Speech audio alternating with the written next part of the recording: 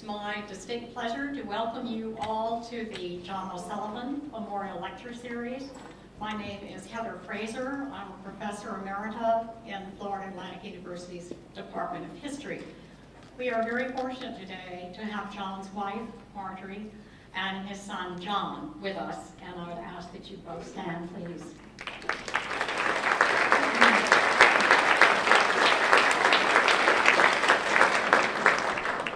Thank you. This series, as many of you know, was established by Professor John O'Sullivan's students, colleagues, and admirers as a concrete way to honor John and his inspired teaching and exceptional scholarship. We are all indebted to those of you who are here today that helped make this all possible. And would you please stand? We really appreciate what you've done. Would you please stand, ladies and gentlemen? Thank you.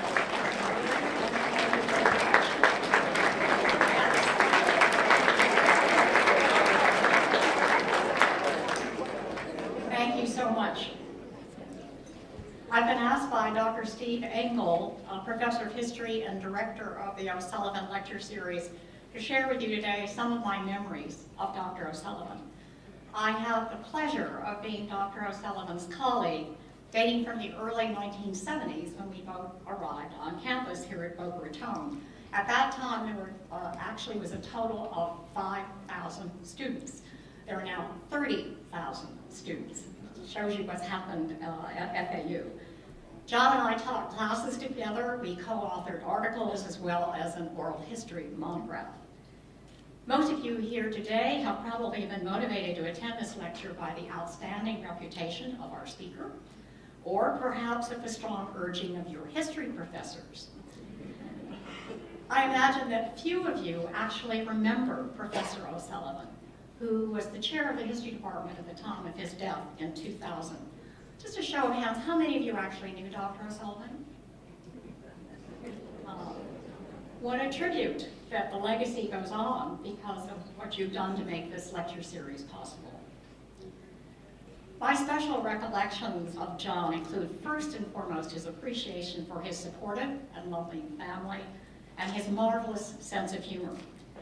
I also recall his countless handwritten lists on legal pads, his apparent total disorganization that somehow miraculously led to articulate and insightful speech and prose, and his uncanny ability to come up with near perfection in his first drafts of scholarly works.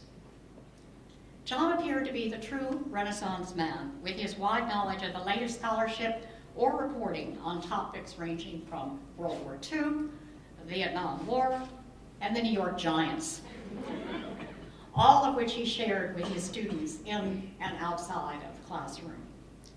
John was a pacifist in philosophy and action, had absolute integrity and honesty, and maintained high expectations of himself and others. He was totally supportive of his colleagues and students, encouraging us all to excel. And he had the uncanny ability to formulate just the right questions to stimulate us to new and creative thoughts and endeavors. John was always the visionary. He could conceptualize dreams and then work to make them a reality. And perhaps of greatest importance, John had an indestructible faith which buttressed his faith and his belief in the basic goodness of the human spirit. Today, we once again honor John's memory with a distinguished guest, Dr. Lizabeth Cohen, who shares common areas of scholarship with John, particularly 20th century America, economic history, and labor history, as well as having common roots in the New York, New Jersey area.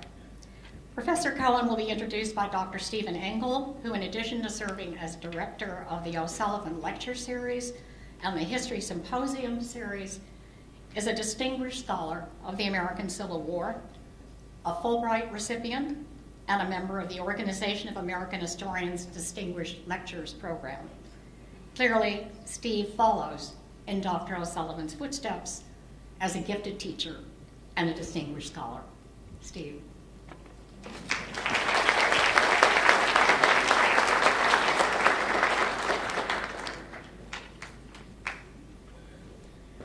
Wow, truly the toughest act I've ever had to follow in my life. Whoever arranged this, I need to speak to them afterwards. Thanks, Heather, and thank you all for coming today. I have the pleasure of introducing the speaker as well as thanking the many folks who helped make this lectureship happen. First, I have to say that I'm absolutely thankful to be part of such a great history department with outstanding colleagues who make being at FAU a pleasure. I'm honored to represent the department as the director of the symposium series that has established great relationships with wonderful donors. I want to acknowledge that and thank Joe Friedman and Gus Friedman, Ken Davidson, and the other donors who are responsible for this event, and who several years ago asked me while I was chair if we could honor John O'Sullivan by endowing a lectureship in his name. In my opinion, there's no higher respect for scholars or professors than having a lectureship named in their honor. In fact, I think it's the only one here at Florida Atlantic University, and we are in its 9th year. Would that we all make such an impact on those we leave behind. Thanks, too, to the O'Sullivan family, whose relationship with this department has benefited us in countless ways. I need to thank the team who have assembled to put on this event, including at the top, Ms. Ella Lynn, Sean Pinnell, Diego Ramash, Steve Nurtaka, Nikki Horbosh, Polly Burke, the video crew, and others who have assisted us in promoting our series.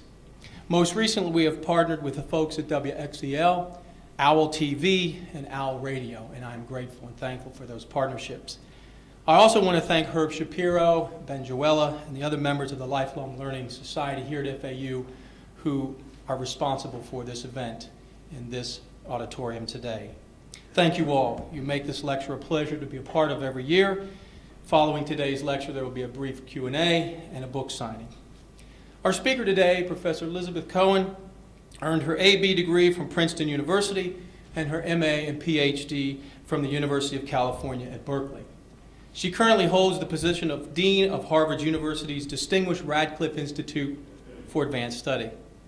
She has traveled extensively researching and lecturing on the intersection between the political and economic culture in the 20th century. She's the author of several books and articles, including most recently A Consumer's Republic.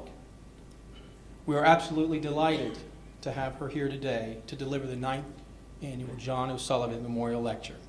Today she will put America's 20th century consumer culture in historical context. Ladies and gentlemen, please help me welcome Professor Liz Cohen.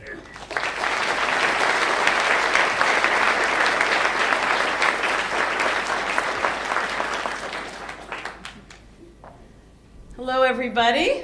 Good afternoon. I'm delighted to be here. I'm telling you, this is a great break from Boston weather. We've been through a lot lately, hurricanes, nor'easters, so it was a great delight to arrive about after midnight last night into your warmth, and warmth again today. Thank you, John. Thank you, Heather, for those introductions, and I'm delighted to share my thoughts with you and hear your thoughts back. So let's begin. As you all know, the United States has been in serious recession since at least 2008. Few Americans, or people anywhere in the world for that matter, have not been affected in some way by the global economic crisis. Some people have encountered severe personal difficulties. Others have watched close family and friends struggle. Newspapers, radio, and television are filled with stories of individuals losing their homes to foreclosure, losing their jobs to employer cutbacks, and losing their cars and other prized possessions to their inability to pay bills or to repay loans. The foreclosure rates, particularly in a state like Florida, but in many other places as well, are reported almost nightly, along with the figures on consumer confidence, retail sales, and the ups and downs of the stock market.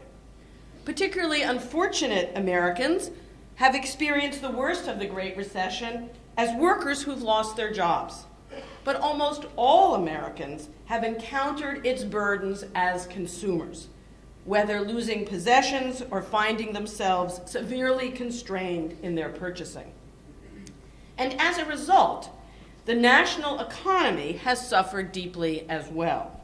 We are reminded daily that the enormous decline in consumer spending brought on by the Great Recession has been catastrophic for the American economy, that it has led to contractions in sales, manufacturing, and employment, and that the route to recovery requires consumers to start spending at high levels again. In case you haven't noticed, right now, a week before Thanksgiving, retailers, consumers, and the media are preparing to keep watch on how Black Friday will go this year.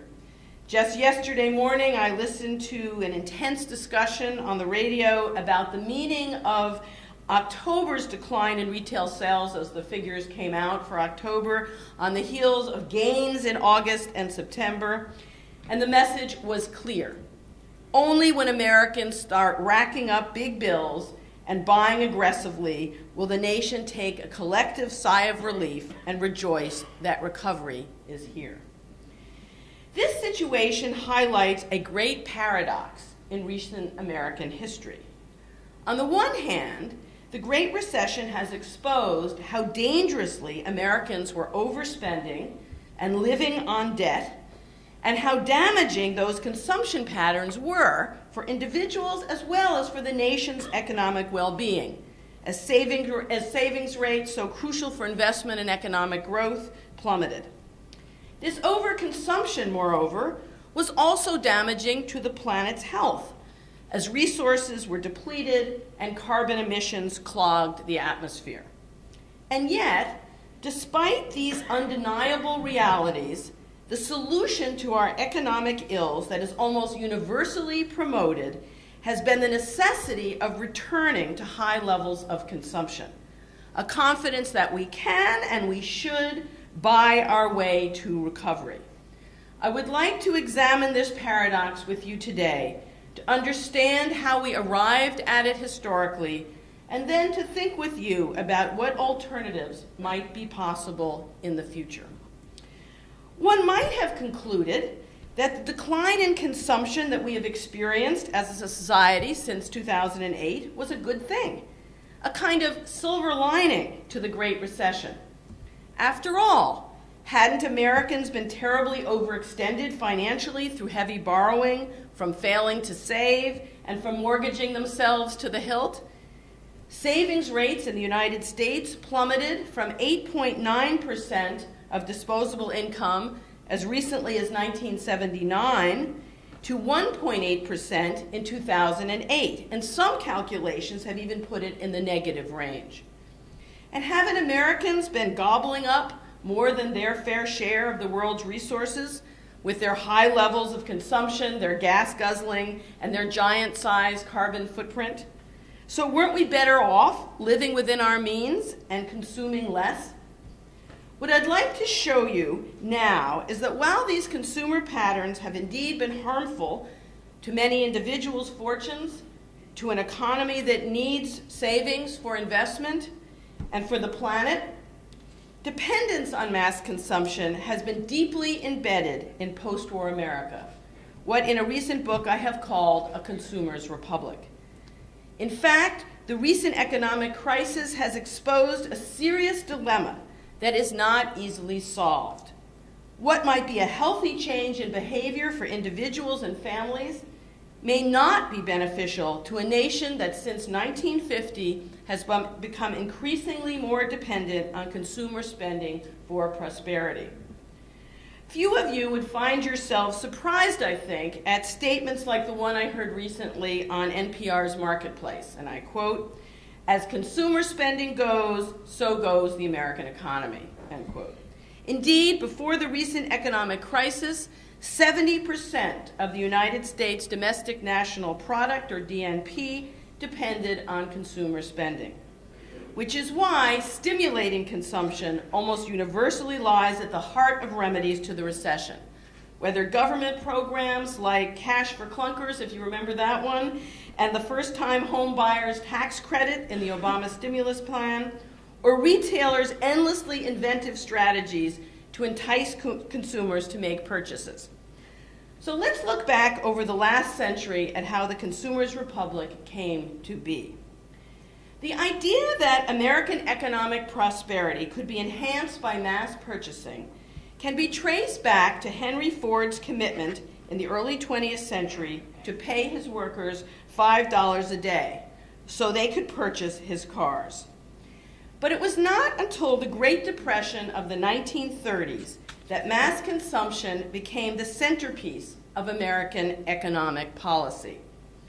At first, only the most progressive business leaders embraced the idea, chief among them the Boston-based retailer Edward Filene, who argued in 1935 that not only should workers be paid well, but they should be given bargaining clout through the National Labor Relations Act to bid up wages. And I quote him, "We cannot operate this American machine," he testified in Washington, "unless the masses can buy on a scale which was never heard of. A solution only arrived at when wages are removed from competition and organized business and organized labor cooperate on seeing how high those wages can be made," end quote.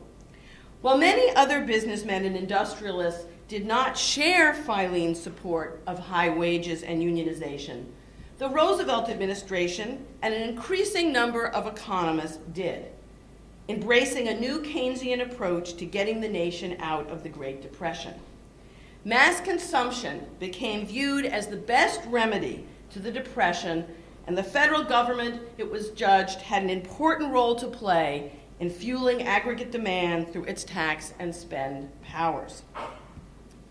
It took World War II, however, to really get the United States out of the Great Depression. Finally, consumers had money in their pockets from war production work and military pay, though wartime rationing and shortages severely limited how they could spend it. As the nation's leaders and economic planners looked ahead to the end of the war, they became worried about the return of a depression, fearing that the labor market would be flooded with millions of returning soldiers joining all the new workers, and women were prominent among that World War II workforce, who had flocked to armament and military manufacturing jobs during the war. They also feared that it might be difficult to get Americans who had finally saved money through their war bond purchases and other forms of saving to part with their full wallets and their bulging bank accounts. So they arrived at several solutions. First, they thought that they should convert manufacturing from war production to the mass production of consumer goods, which this cartoon, which appeared in Collier's magazine, satirizes. So I assume you can see the caption below. Do the best you can with them. Somebody jumped the gun on reconversion. So there you see the soldiers handing vacuum cleaners to each other because of the expectation that the economy would shift to consumer production after the war. Second, the idea was to develop strategies to encourage consumers to spend and thereby to create jobs and create demand. These strategies included the GI Bill, which did much more than help veterans pay for college or vocational training, which is how we tend to remember it today. It also offered readjustment benefits of $20 a week for up to 52 weeks, and that was called the 5220 Club. And it made possible credit and loans to help veterans buy homes, to make purchases, and to establish themselves in business, all of which was intended to fuel a consumer economy. In addition, there were lots of cultural encouragements of consumer spending through advertising, through music, through films, and the like. And I'll just show you one example here, an ad for General Electric that appeared in the Saturday Evening Post, June 5th, 1943, and it demonstrates how important home ownership was to a vision of post-war prosperity built around mass consumption. You can see at the bottom the appliances that GE is promoting. This is 1943, deep into the war, but they have their eye on the post-war situation. And the caption, which I know you can't see, you see the picture of the soldier and his fiancée planning their future, And the text says, "That little home sketched there in the sand is a symbol of faith and hope and courage. It's a promise too, a promise of gloriously happy days to come when victory is won." And, you know, how is post-war life anticipated? Note the drawing in the sand, which is the single-family house, suburban in style. So it's no surprise, I think, that GE was very invested in promoting this conception of post-war America because they saw a great market for GE appliances, as they not very subtly show you there on the bottom. This message that the single-family, privately owned home would provide the home base, if you will, for a prosperous post-war America was also reinforced during the war by post-war home shows that were organized by the construction industry. And here you see an example of one, again with models of the kinds of houses that people would imagine themselves living in after the war. The goal was to whet Americans' appetites with models of the kinds of homes they could expect at war's end. Consumers across the economic spectrum were encouraged to imagine home as a newly built, single-family, detached home for purchase in the suburbs, not a rented residence in a multiple dwelling in a city, as had commonly been the case for many Americans before the war. This is a photo essay that appeared in Life magazine in 1946. It was entitled Family Utopia. By the time the war ended, the long-awaited return to normalcy was increasingly being depicted as a world of mass consumer goods. And you see here this Life magazine feature presented in a photo essay, and it was called, this image was described as, and I quote from Life, "an honest representation of the dream of most U.S. families." And this was supposedly based on consumer surveys and retail orders. And this feature argued that utopia, to a typical American family, now consisted of material goods like a suburban home, a convertible car, an electric stove, a television, and even a personal helicopter. In this moment in time, people assumed that everybody would have their own flying vehicle. Remember, we're coming out of the war, and this is everything that was military is now becoming consumer. Why not a helicopter? Ted and Jean Hemeke were the subject of another Life photo essay in 1947. This two-page spread demonstrated the increasingly common view that mass consumption would not just improve the lives of individual Americans, but it would also enhance the health of the whole American economy and thereby benefit everyone. The headline revealingly reads, "Family status must improve. It should buy more for itself to better the living of others." The article goes on to detail how, when the Hemeke family supposedly relocated, and you see on the left, from its old worn-out home to, on the right, a newly built suburban one, and bought new consumer goods ranging from, and the article mentions specifically, a washing machine and a telephone, matching dishes and silverware. The result, the article says, will be full employment and improved living standards for the rest of the nation. Now, I should point out here that if you could read the fine print in this essay, you would learn that the Hemekes did not actually manage to make this improbable leap from the broken-down shack on the left to the suburban ranch house on the right. In fact, the photographs on the right side of the spread were shot at a model house on Long Island and in a kitchen display at a local department store. But Life's editors nonetheless made their point about consumption benefiting the one and the many at the same time. This conception of how mass consumption would fuel the post-war economy was developed by New Deal economist Robert Nathan in his book, Mobilizing for Abundance. I'm showing you here an illustration from this book, and we see here his conception of how the consumer, and notice that it's a man, which is no accident at this moment in time, was the key to activating a cycle of consumer demand fueling growth in industrial production. And here I think I have this little, okay, so you've got the consumer spending money, buying a good that is going to fuel the factory, the tire factory, the auto factory, steel mill, the mine, and will come back in wages that then sets up the computer to keep the consumer, to keep the cycle going again. And so spending creates jobs and prosperity. It is important to realize that this vision of the best route to a prosperous America was widely shared in American society, from government planners, and here I would say Democrats and Republicans both, to business interests, to organized labor.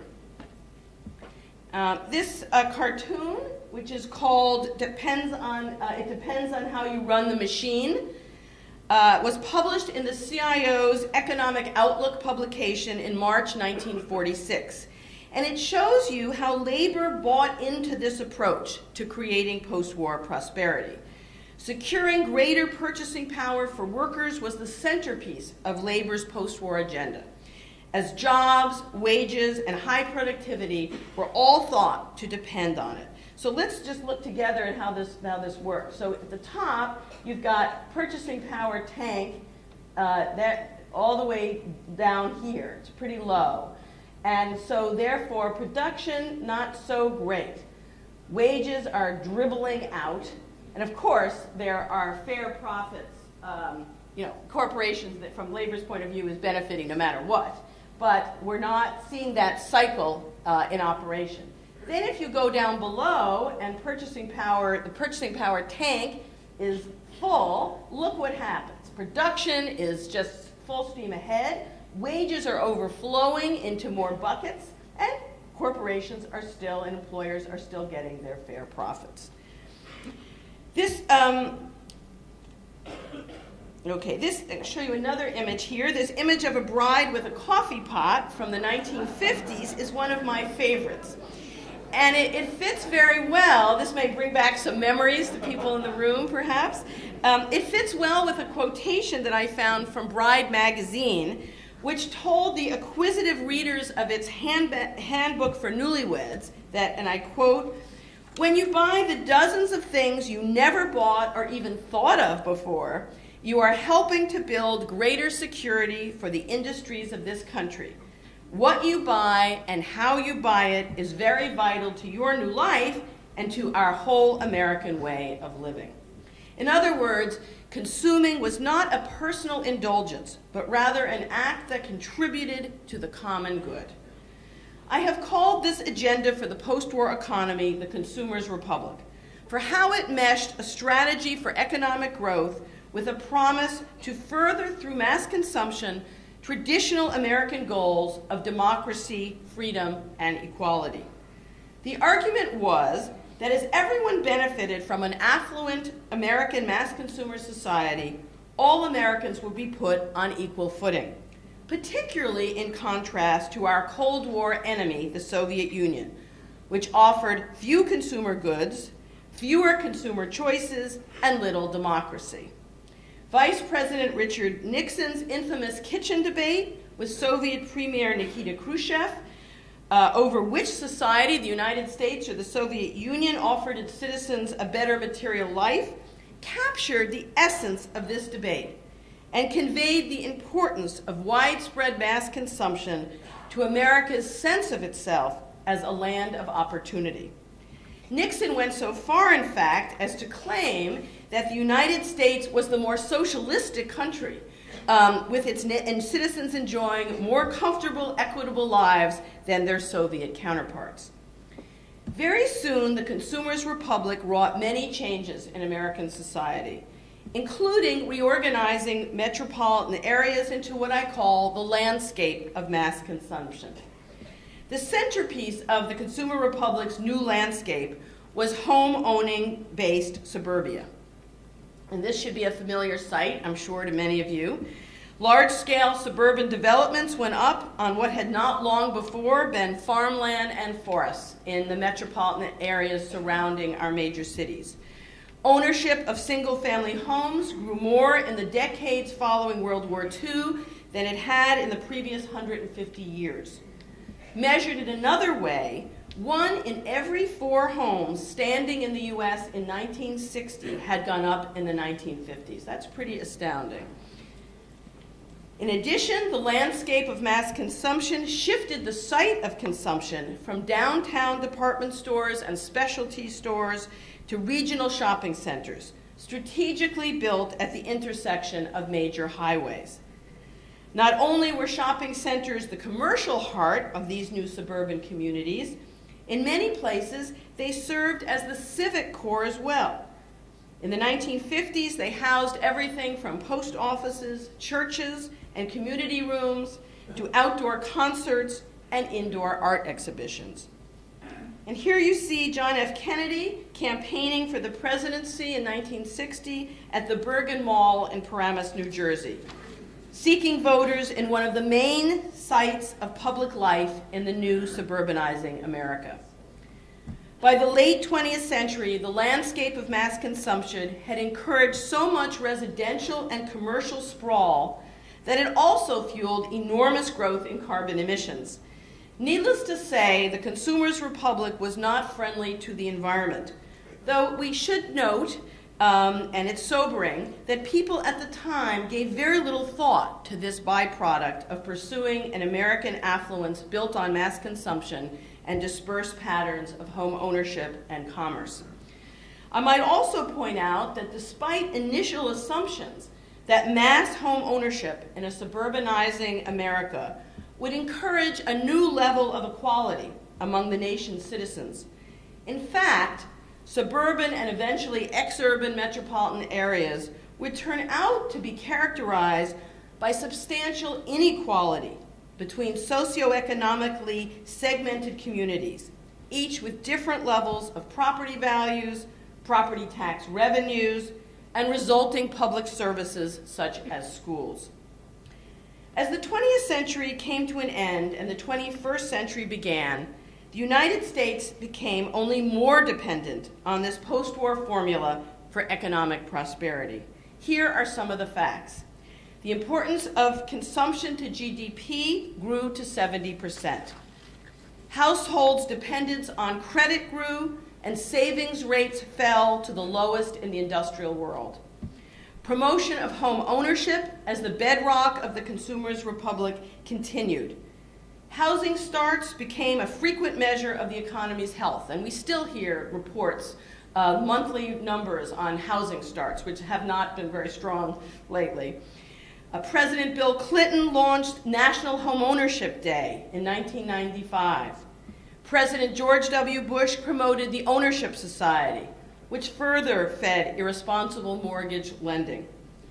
When the nation was hit with the crisis of 9/11, 2001, you may remember, President Bush's instructions to the American people to prove to the terrorists that we were unbowed was to keep shopping. Accordingly, "Keep America Rolling" was the slogan of General Motors' advertising campaign to stimulate car purchasing.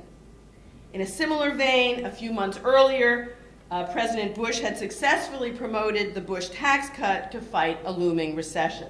And this cartoon is, I think, quite amusing about how making fun to some extent of how the Bush tax cut was sold as a spur to consumer spending. So an average taxpayer stimulates the economy using his George W. tax cut. You see, they're in a coffee shop, 1 cup of coffee, please, what size? Grande, that's $240, or is it $240? Wow, there goes a month's tax cut.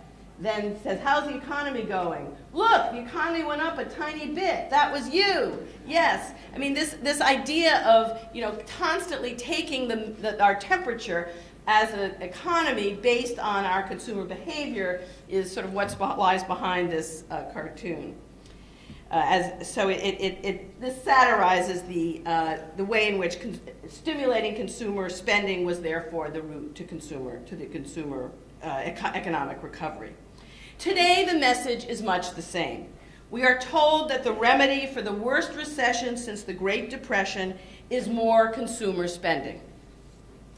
But despite the consistency in this message from the early post-war years until today, that the nation's economic vitality, depends on robust purchasing power of its citizens, there have been crucial changes in the Consumers' Republic that we must consider.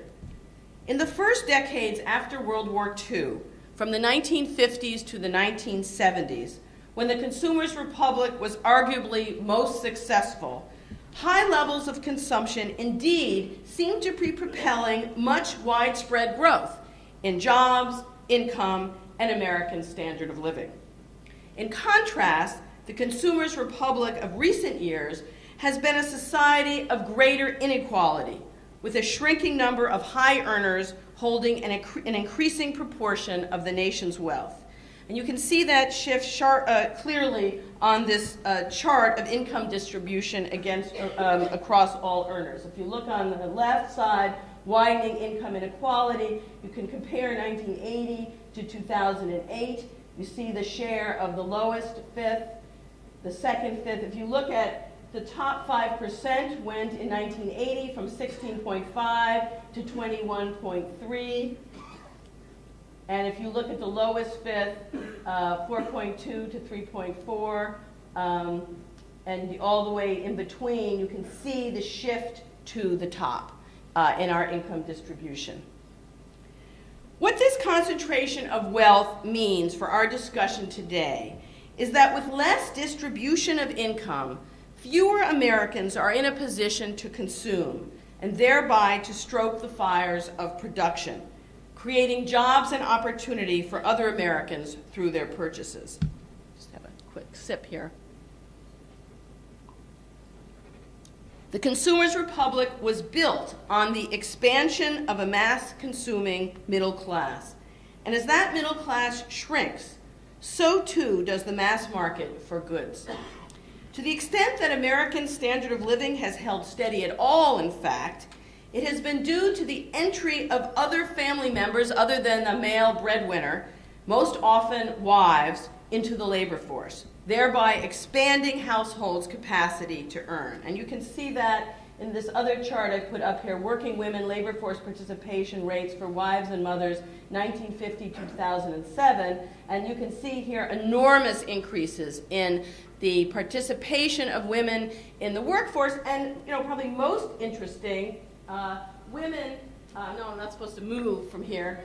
They told me, gave me instructions, but women with children, and children under the age of 6. So the way in which Americans have held on to, at least held on to their standard of living has not been through an increase in wages. It's been sending more people out into the workforce to increase the household's ability to consume.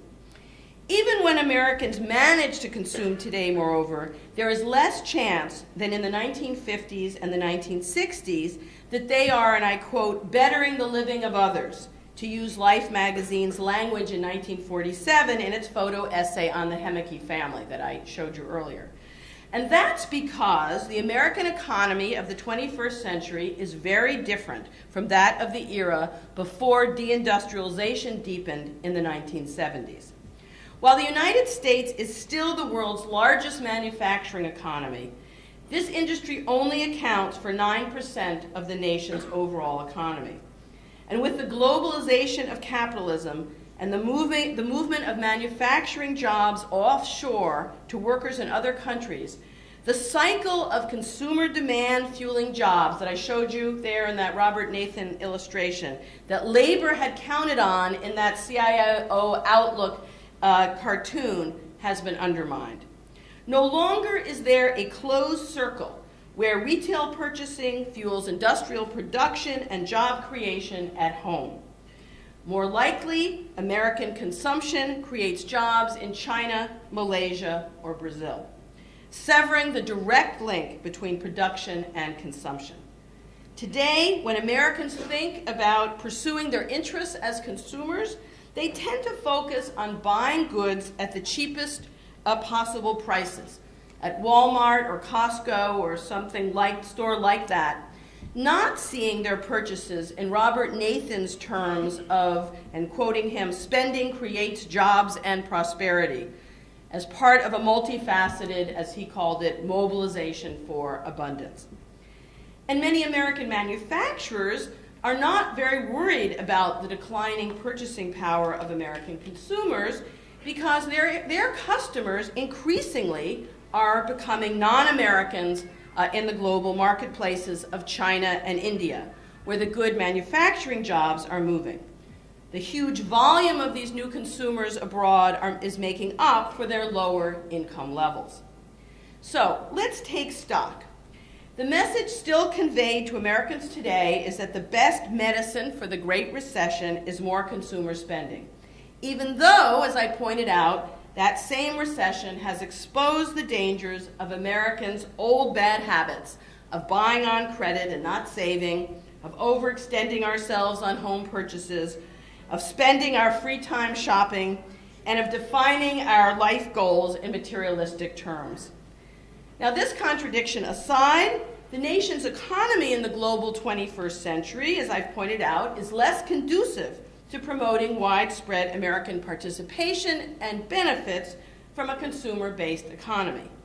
Fewer Americans find themselves in a position to consume due to high unemployment rates, poor paying jobs, difficulties getting credit now, particularly after the collapse of the economy, and shrinking shares of the nation's wealth.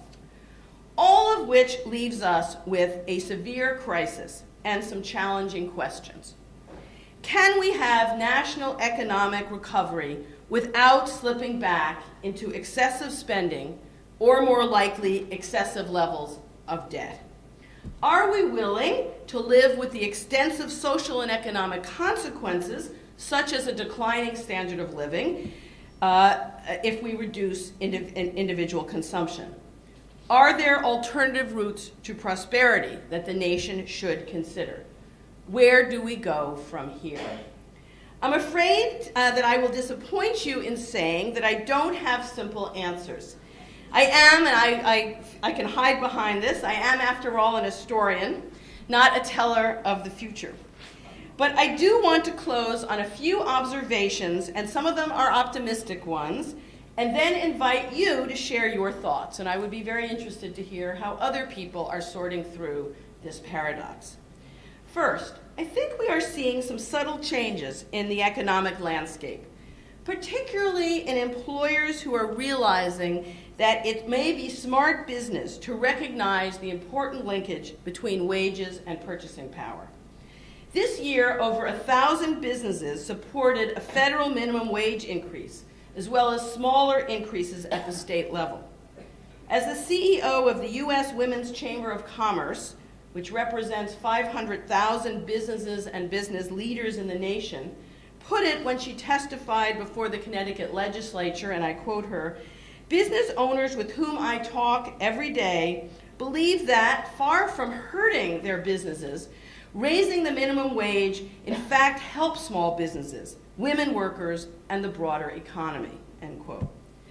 Second, Americans are becoming more aware, I think, of how important domestic production and consumption are to the larger economy. That cheap prices at Walmart for goods made in Asia may not be the answer to the society's economic problems.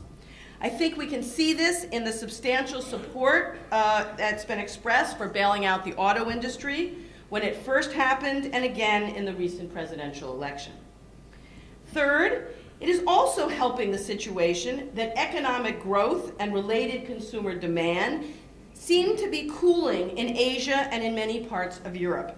And this is not something, obviously, to celebrate. It's not good for the world in general, but it may actually have some impact on the American situation, undercutting the attractiveness of offshore consumer markets. As producers face slowing global demand, they may recognize the importance of protecting the viability of consumers on the home front and supporting measures that strengthen the purchasing hand of Americans. And fourth, we are making some progress figuring out ways to create profitable markets for products that do not destroy the environment and might even protect it. I am thinking here of the production of alternative sources of energy, like wind farms and solar panels, of sustainable products in building construction, and of other goods that yes, there are items of consumption in the marketplace, but nonetheless they benefit rather than exploit and damage the earth. These are tough issues that are not easily solved. I grant you that. But perhaps the most important thing that we can do to make progress on these very tough questions is to talk about them, to argue about them, to bring them into public discourse, and thereby to recognize that as a society, we do have choices and decisions to make. The realms of production and consumption are intricately linked, whether we want to acknowledge it or not. And we might remind ourselves that the consumer's republic should be as much about preserving a republic of open debate and relative equality of economic opportunity as it is about consuming more and more material goods. If we get it right, the Great Recession could prove a beneficial turning away from the self-destructive path towards overconsumption, irresponsible debt, and environmental degradation that we were previously embarked on. And it could encourage a greater recognition that we are what we consume, and that our consuming in moderation and carefully managed gives us the power to create jobs and to favor goods that are kind to people and to our planet. Thank you.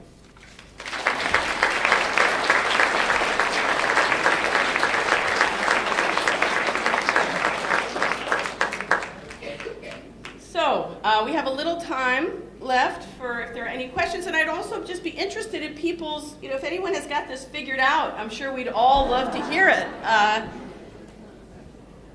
Yes, back there. I think is there a mic that people are supposed to use? How does this work? No? Okay. Then just yell.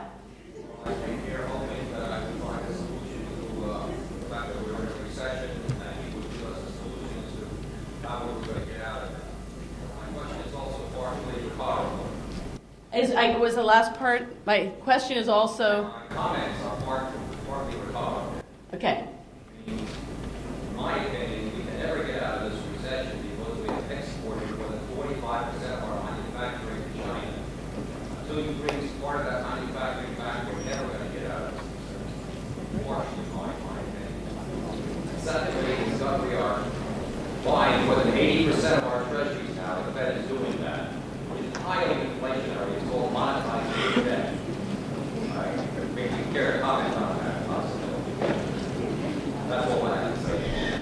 Well, I won't, the second part of your question I don't feel at all equipped to talk about. The first part is an issue that I was raising, myself. I don't think that protectionism is the answer. We have to find another way, but I guess I'm trying to hint here that I do think that there are incentives that we need to convince the people who are investing abroad to recognize, and that we're in the situation we're in today because it is not a winning strategy to completely deplete the resources of American workers and consumers. I think that that's what we're seeing here, and I wish that lesson might be learned, and I was trying to suggest at the end that it may be being learned more. I'm seeing some signs that it is.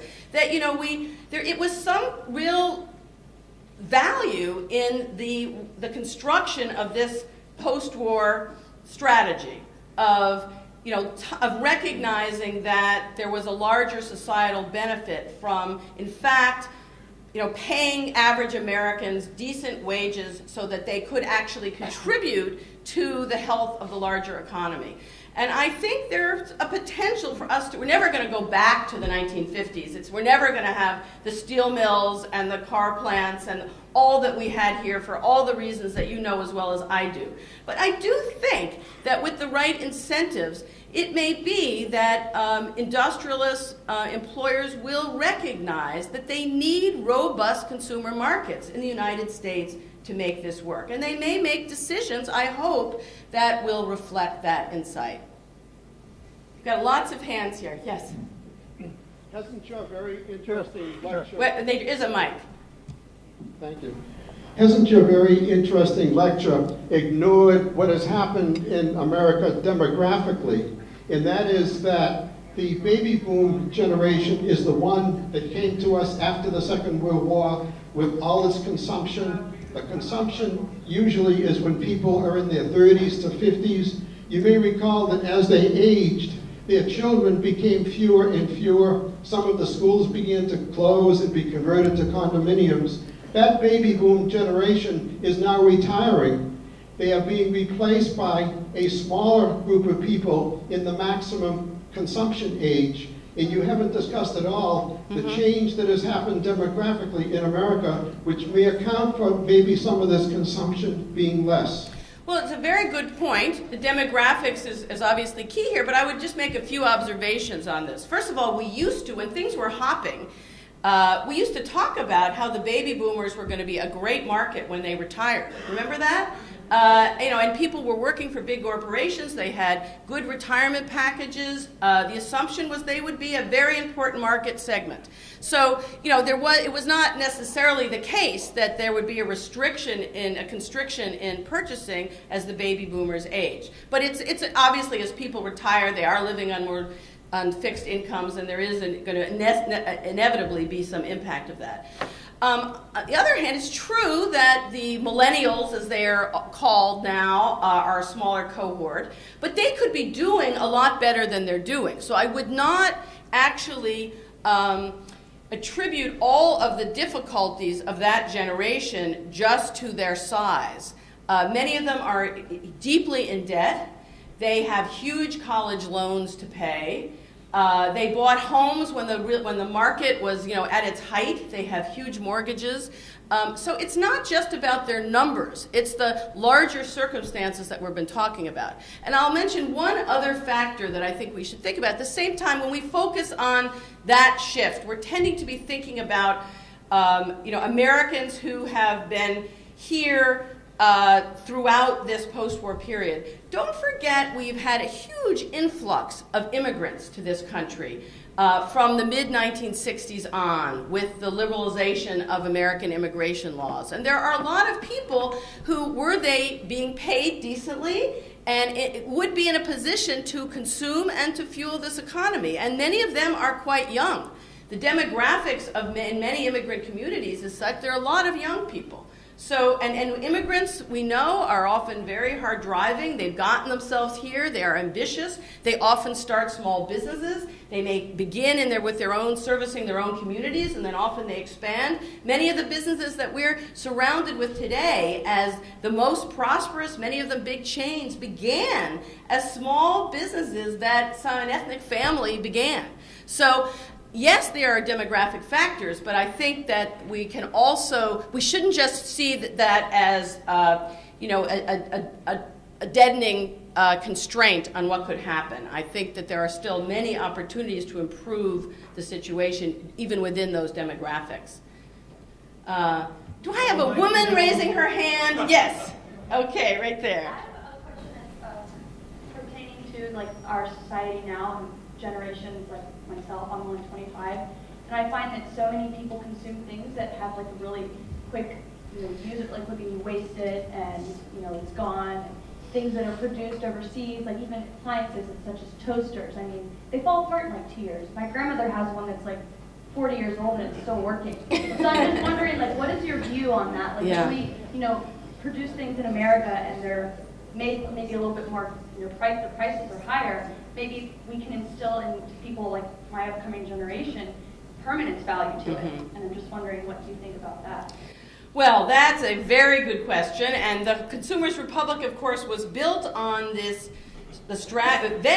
initially in the early, late 40s, 50s, as the mass consumer market was taking off. There seemed to be this enormous population of people who didn't have electric stoves and washers and dryers and dishwashers and all that. So it seemed that the sky was the limit. But we then got to a point, manufacturers got to the point where in fact they feared market saturation. So they had to think of different strategies to cope with that. And one of them was market segmentation, that you no longer focus just on the mass market, but you try to figure out products that will actually be appropriate for different population segments.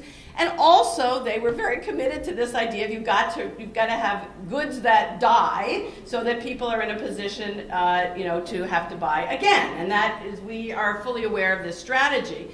And that, I mean, you could say that maybe that could be one of the silver linings in the recession, that employers and manufacturers maybe come to recognize that when people now have less disposable income, they are looking harder for goods that will last.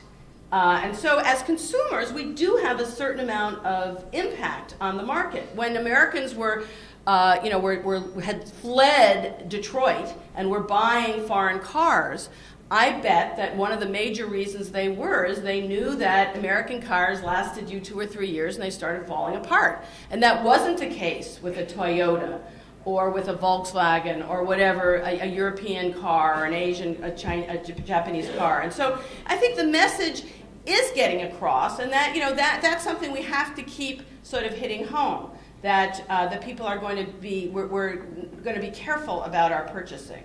Again, here's where I think it's important not to sort of want to close the borders and have too much trade restriction, because in fact we're living in a world where we do need global markets.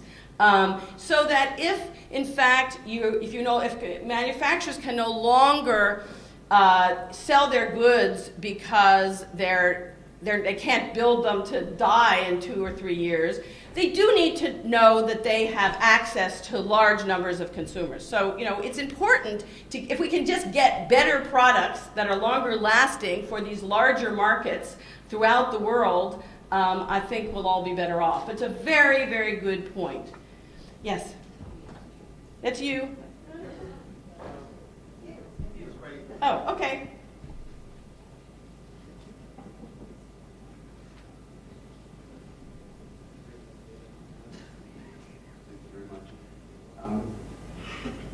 I thought that historians had all the answers, and it's only that the public, and particularly the politicians, who don't listen to the answers or don't look back in history to see the answers.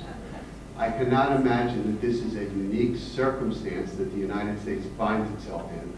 I'm a physician and know nothing about history, but there is a natural cycle to societies and to civilizations, and we are in an inexorable one, I imagine, at this point. But I would just ask you, looking back at other civilizations, recently or not so recently, how have they gotten out of this sort of circumstance, or have they not been able to? Well, I mean, I'm not a world historian with control over the history of everything from the ancient world onward. I think there is a big debate about whether we're in the blip or whether this is, in fact, the blip was the 1950s through, say, the mid-1970s. And in fact, we've been in and out of major recessions, ever since then. Things were prosperous in the 80s and 90s in this country, but not for everybody, because you started to see that distribution of wealth going in the directions that I showed you. It's a very good question. I think what it begs, though, is what the use of history is. And my own view is that I don't feel like you study history so you make the right decisions today. The factors are never exactly the same. But what is useful about history is to understand the situations people found themselves in, the way they made decisions, the way they looked at their problems, understood their problems, and gain from that insight more distance and perspective on what you do today. It is not a one-to-one analogy, and I think it's quite dangerous for people to do that and say, well, if it worked in 1936, it's going to work today. Too many parts of this are moving and changing. But I, of course, believe deeply, and I hope I showed you actually today, the value in contextualizing the world that we're living in. So yes, this paradox that I began with and I ended with of the fact that we have been both damned and blessed by our consumer society, was a historical creation. It came out of some decisions, strategies at a particular moment in time that were aimed at solving a problem of how we were going to deal with an American society that for 15 years, 10 years of a Great Depression, 4 or 5 years of World War II, how we were going to get things back on track again. And these were the choices that people at the time, and it was a very broad consensus of policymakers, people in political power, business, labor, came together and recognized that for that moment in time, building a mass consumer society was a way to solve our economic problems, jumpstart the American economy. I'm suggesting that that solution is not exactly the right one for us today. For example, they were completely oblivious to the environmental impact of what they were doing. They really were. We know after the Hurricane Sandy, you knew it long before, but we learned it in the Northeast after Hurricane Sandy, and many, many examples that we can't turn our back on that. So that alone is an example of a new factor that we have to take into account.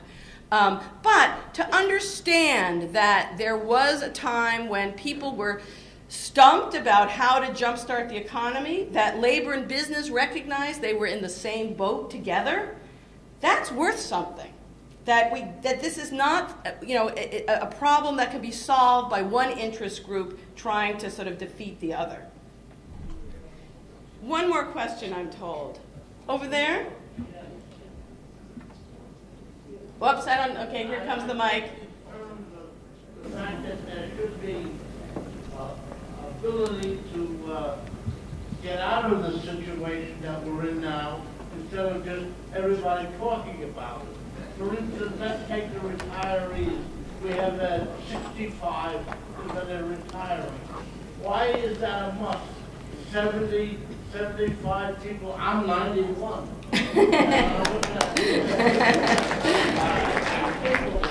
Why are you saying at 65 you're not able?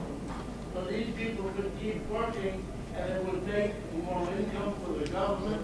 It would also help their own personal and their children and their grandchildren.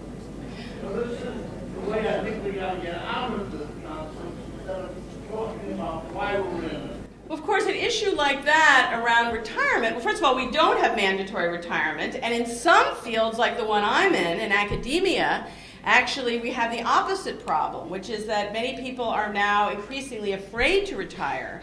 And there are multiple reasons for that. I think that professors are often very invested. They have done very little in their life besides teach and write, and they can't imagine what it will be like without doing that. But they also are afraid. And we have a problem where we're producing graduate students with PhDs year after year, and there are fewer and fewer positions for them to move into. And people are staying on into their 70s, even into their 80s. We've got faculty at Harvard in their 80s. And so the problem, you could make the exact opposite case from what you've made. You've made a good case that, yes, more income means if people kept working, they would make money that they would pay in income tax. On the other hand, you could argue that if people retired, they would create opportunity for young people. I have two daughters, 23 and 26, and boy, they and their friends and partners don't have a lot of options out there. It's very scary about what's going to happen to you. All probably have children and grandchildren, and there are young people here as well. We do have to figure out how to give that opportunity and that hope to young people.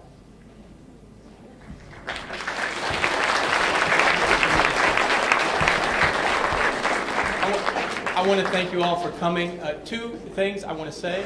Professor Cohen is being very modest. She does have all the answers, but the next lecture will just cost you more money to hear them. And secondly, with regard to retirement, just become an academic, you never think about retirement, particularly in the state of Florida. But let me just say thank you all for coming. We'll have a book signing out front.